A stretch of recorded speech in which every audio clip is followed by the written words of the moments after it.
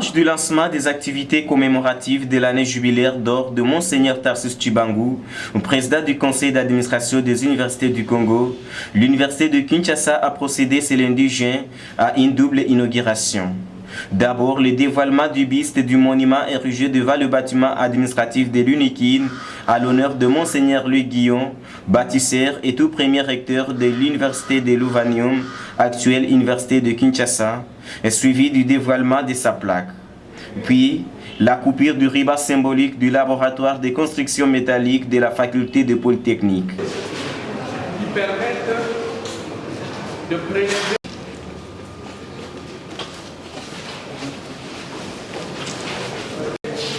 l'attraction de base, donc la résistance de base, dans la composition des gens. Nous avons la balance de précision qui mesurait de convection. Du déplacement des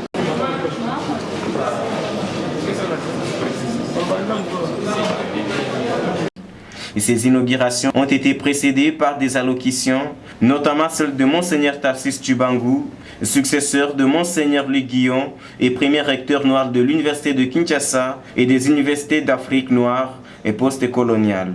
Revenant sur la personne de Monseigneur Louis Guillon, le PCA des universités du Congo lui a rendu hommage et a salué l'engagement d'un homme qui a investi et beaucoup contribué pour l'avènement de l'université congolaise.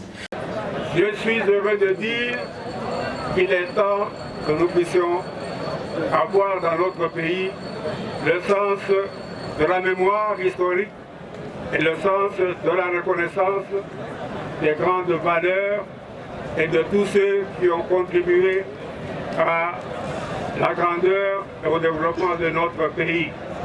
Monseigneur Gillon a été un modèle pour les relations internationales et moi-même je l'ai suivi.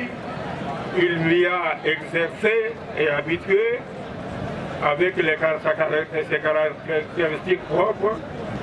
J'en profite pour remercier aujourd'hui les universités de Belgique qui ont contribué au lancement de nos universités belges. Je demande aux représentants de l'ambassadeur de Belgique ici présent de dire que les cadres universitaires congolais dans leur ensemble sont reconnaissants à cette coopération-là qui se poursuit encore jusqu'à aujourd'hui et que nous devons encore développer. Les deux cérémonies se sont déroulées devant des ambassadeurs, chefs de missions diplomatiques et personnalités politiques du pays, toutes tendances confondues, parmi lesquelles des anciens de l'université de Kinshasa, dont Vital Kamerhe. Ces derniers figurent parmi les personnalités rares issues de l'université de Kinshasa qui font aujourd'hui non seulement sa fierté, mais aussi de tout un pays, voire même du continent africain. Alors qu'officiellement il n'a pris parole à cette cérémonie, Vital Kamerhe a été accueilli en triomphe sur le campus par les étudiants. Visiblement, à l'université de Kinshasa, le monde s'est arrêté suite à la présence de Vital Kamerhe en ce lieu.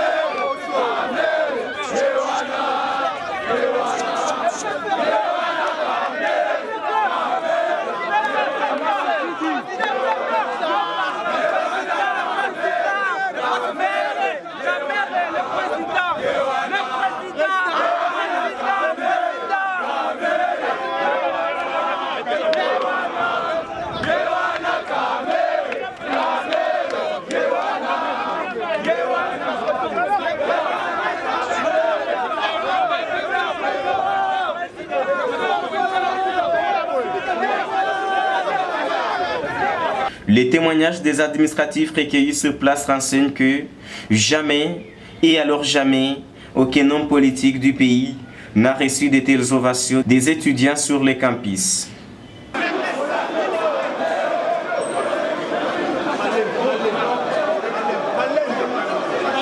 Cette foule n'est pas une masse de suivistes, mais plutôt un échantillon de ces millions de jeunes Congolais intellectuels et conscients de la personne qui incarne mieux leur avenir.